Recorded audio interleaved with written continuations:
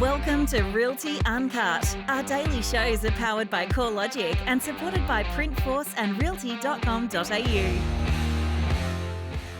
Hello and welcome to the show. Well, at a relatively young age, Adrian Knowles has gained experience in a surprisingly wide variety of roles in the industry. He served as an assistant to one of Australia's top agents, worked as a salesperson, and then at the same office he became the principal. From there came a developmental role with the major franchise group. He then returned to sales in a leadership role, moved from residential to rural, and then to a leadership role for growth at Harcourts.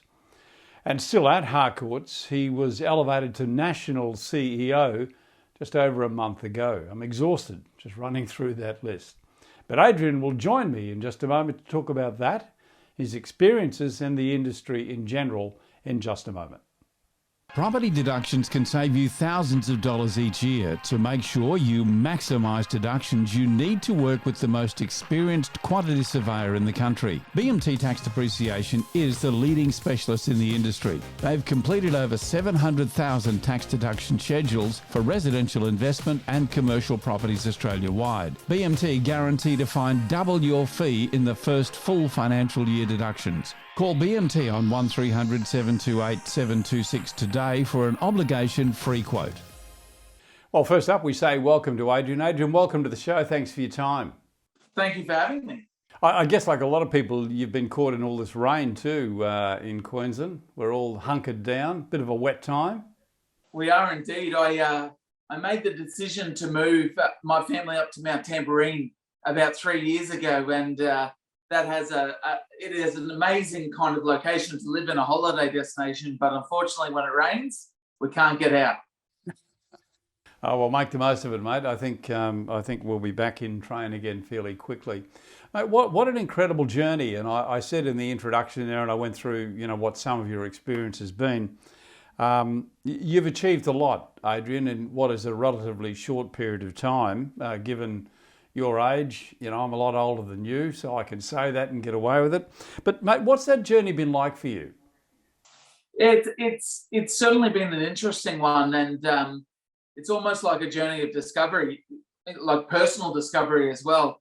I kicked off my career within a cadetship program in Coorparoo, and quickly fell in love with real estate. In fact, the way I got that job was one of the Brisbane kind of real estate leaders who I was a close friend with after university said, "So what are you going to do now?" I said, "I have no idea." He said, "Well, good, I've got 3 job interviews lined up for you." I ended up at an office in Coorparoo. Prior to having the opportunity to work with and learn off one of the best in the industry as a buyer runner or as part of a sales team in Paddington. Moving on from there, I went through as a young man, I went through probably the 3 years where you really put everything into both work and life, and working long hours as we do in this industry. It kind of took its toll when I was a young man, and made the decision to go backpacking and get out of the industry, thinking I'd never get back in. Can I just interrupt you there, Adrian? At what point of your career was it? How far were you into your career at that point? So it was 4 years in. 4 years in. And what caused that? Was it frustration or just not understanding what was happening? No, it was probably more of a personal journey, that one. I realised, with so much work and things going so well, I went away from my own personal kind of core values. And it was actually a conversation with my dad where he said, you've changed, essentially. And at that stage, we were doing very long hours, and I just got to the point where I felt like I needed to get out of the industry and kind of discover myself, if that makes sense. Yeah, it does. At that point in time, after 4 years, what were you doing when you took that break? Were you in sales or leadership? Yes. So I was in sales. I was as part of the number one agent in our network at the times, sales team, along with another two gentlemen working under an amazing lady. I think that's when I first met you. Is that right? Yes. Yeah. Yes. Okay. Yeah. I interviewed her in 2005. Yeah. Wow. Amazing. It's wonderful to look back like that. It's interesting too. Just getting back to your story and the reason you took that break. You took that break, and then you came back to the industry. No, I didn't actually. Oh, I okay. decided I'd never get back into real estate, and I joined another industry in a similar sales type role, and then within 4 or 5 months, I had that hankering in to get back into what I loved.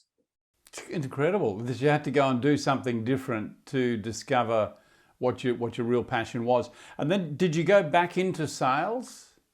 Yeah, I did. So I had a look around the marketplace that I loved. I kind of loved Cooperoo, and there were so many agents working kind of Bulimba, Balmoral, Cooperoo. This was the time where the groups were pushing as many agents into offices as possible, and I needed to get traction quickly because I'd met my beautiful wife, and we had our first boy on the way, and I knew I had to get traction quickly, and I wanted to go into a smaller office, so I chose an office that had 4 agents in it at the time.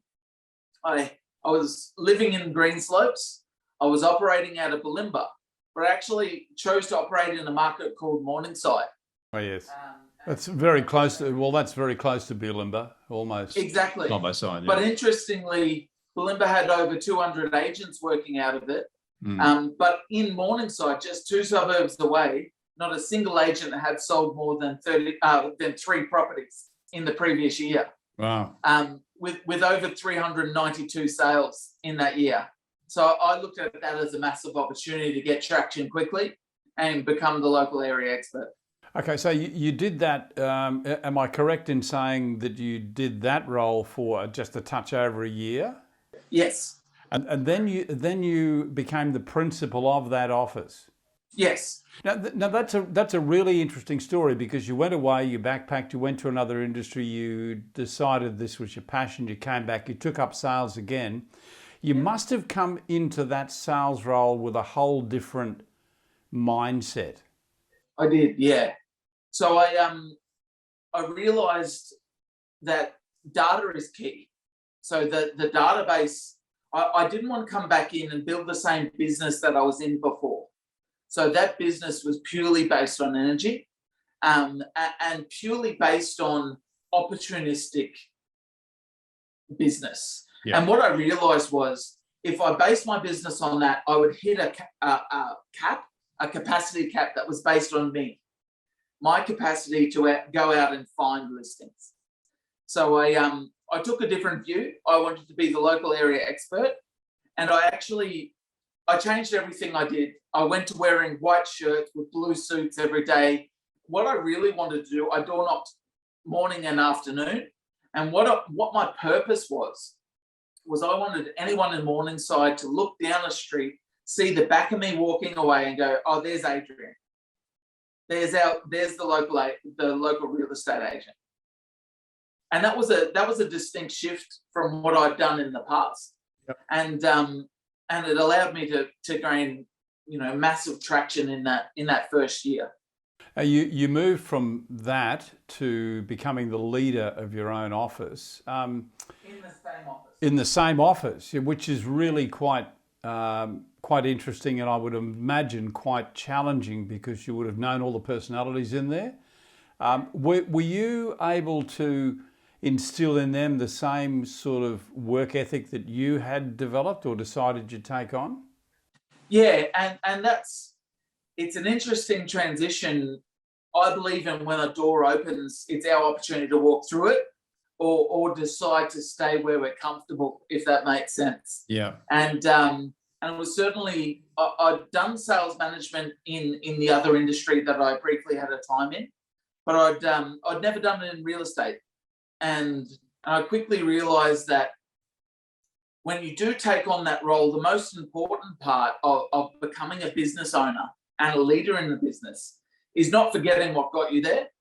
And in a lot of cases, leadership is leading from the front and showing everyone by doing. But also I realized that not everyone is the same as you. And understanding that actually not everyone wants to write 600,000 in GCI. There are people that in your business and within your kind of your group that are more than happy earning what they're earning. So who are we to actually impose on them what we believe that they should be achieving? I believe in facilitating, I believe in a vision or a purpose. And I developed my purpose early on, and that's actually to facilitate other people's ambition, not to make sure that they take on mine, if that makes sense. Yeah, makes total sense. Interesting, because at this point in time, you've now been with 2 franchise groups, and you're about to go back to one of those. But let's fast forward to today, which brings us up to where you are with Harcourts, and we'll cover that in just a moment. But this is now your 3rd franchise group. That must have been interesting. Each one of those groups would have given you a different highlight, I guess, a different perspective. I'm just interested to know, after working within 3 franchise groups, has that broadened your horizons for what the industry is all about? Yeah, 100% it has. I guess out of the 3, I was only with the middle one for a short period of time, so I can't comment hugely on it, even though it was very different from the 2 that I've been with and currently with. I guess I've spent a lot of time, and I've had a lot of great mentors in both companies that have shown me that there is actually different ways to do our business and to act as a franchisor. I've now aligned with one that has values that aren't just on the wall, but they are actually the guiding light in which the business and the franchisor puts every decision through. And that's probably been the biggest foundation for me is I believe that we've got an amazing ability right now to change our industry and to actually elevate where we sit on the social ladder by flipping kind of what has recently happened with becoming opportunistic and asking every person in the industry if they know someone looking to sell, if they're looking to sell, or every individual we meet. What I think we've got the ability to do right now is actually to change our industry and take it back to service before sale. And that's, I've now got the platform to be able to speak about that a lot more, and it fills me with joy. I spent some time talking to 30 or 40 of the newest agents into our franchise group yesterday, and I spoke a lot about we have an opportunity to change it as we come through now, and we can go back to Peter Camphon used to tell a story about the 70s bank manager. He or she was the person that you went to for everything financial, whether you banked with them or not, and they gave you advice freely without actually asking you for anything. And I think that's where we have an amazing ability to connect and build relationships with a larger volume of people by offering a service consistently that's relevant to their needs. Yeah, it's interesting because you touched earlier on there about franchise groups and wanting to put more and more people into offices, the old bums on seats mentality. I'm detecting in what you're saying that you're out to change that model because if we kept just putting people into the industry who would then clamour against each other, you're not going to be able to have the time or the motivation really to build relationships, which is what we have to do. So I'm just interested to hear from you, Adrian, about your measure of success. Growth. It's all about growth. Is it the growth of the individual? Is it in the growth of office numbers? Is it in the growth of people? How will you measure, or market share, how will you measure the success of Harcourts in 2022? Yeah. It's a really interesting question, and I think it's coming back to how do we measure it? The measurement is a result. So market share is a result of growth of people. That's not necessarily bringing more people and more offices in, because the market share is a direct relationship to everything that we do, or a direct result of everything we do as a franchisor. So that's both internal growth, that's individual as well as business owner, as well as bringing people into our franchise group and the growth that occurs through that side of things. Sustainable growth is probably the most important part for us. We have no intention of putting an office on every corner. And from the market share stats and the information that's out there in the industry at the moment, we have a higher average GCI per agent and per office. So we have less offices for more volume of transactions, and that's not an accident. That is by design. So we want to have amazing leaders that are building amazing sales teams that have the ability to actually operate across broader markets. So that is probably our biggest focus. And from our perspective as the franchisor, the impact that we can have on our network is directly related to the relationship we actually have with the business owner. If we have no relationship with the business owner, we actually can't impact their business and provide that ability to grow and those things. The best part of being part of a community or part of a franchise is actually the greater knowledge that's surfaced through the community. It's all about the growth of the individual, which is what I'm hearing from you there, whether that individual is the leader of a business or whether it's someone who works in that business. Final question for you, Adrian. It's been an incredible year, 2021. One, I think, where many people thought we were at the edge of a cliff and about to fall over. No one really could have predicted that it was as good, if I can use that term, as it has been, because there have been some amazing figures and growth of property.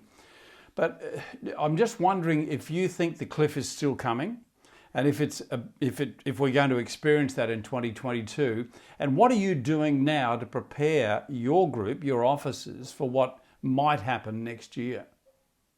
It's amazing to reflect on February 2021 when we all sat down and we went, what is going to happen? And to watch what has actually occurred is amazing. To see that our network hasn't just watched this market pass them by, but the catchphrase of the day at the moment is pivoted and all of those types of things. But we have changed, because without change, there is no growth. You cannot stay the same and have growth. So we have changed the way that we've done things. It's also forced us as a franchisor to look at our value offering and make sure that next year, this has been a long kind of time coming, but next year we're rolling out 5 new tech platforms. And it has made us realize that our technology strategy is not by taking over what the agent does, but by exposing and expanding on what the agent does. So putting our technology platform is to put our people in more dollar producing activities, not to replace them. So I truly believe that it's still a people game. It's a person game. It's a relationship game. So it's really important that our value to our network is putting them in front of more people. Every year I write it in the front of my diary. This year is the year of speaking to more people. I've done that actually since 2004. And that's our goal, that technology and our strategy for next year is for our network. Now, the market, what's the market going to do? As all agents tell their vendors, we don't have a crystal ball, but the key indicators to the cliff, I don't think are here. Money is still cheap, demand is still strong, and supply is returning, but it's probably not at the levels in which to kind of capacitate the demand. So I do see, if anything, we may see a slight plateau, but I do not see us falling off the cliff in the next 12 months. And whether we do it all, it would be really state by state specific. Lucky here in Queensland, we didn't have the growth that our southern states had 5, 6, 7 years ago. So I think we've got a way to go. But in saying that, as I said at the beginning, we don't have a crystal ball. My job is to assist our team in preparing for every kind of eventuality. So making sure that we're using the methods and stock management processes to make sure that our teams and our officers are fully prepared to make the best of every market. Adrian, thank you so much for your time. It's a pleasure to have spoken to you. Congratulations on your new role. I'm sure it's going to be a massive success. It has been everything else you've done along the way. So all the best to you. Thanks for sparing some time with us. All the best to you and your family for the festive season, and we look forward to seeing you next year. Can't thank you enough. It's been amazing being able to tap into your knowledge and the people that you've interviewed over the years. So thank you for the opportunity. Good on you, Adrian. Thanks for your time, mate. Cheers. Realty UNCUT is part of the Realty Media Group and is powered by CoreLogic and Printforce. See all our shows, Realty Talk, The Property Show, Realty UNCUT and Auction Update at realty.com.au, the home of property.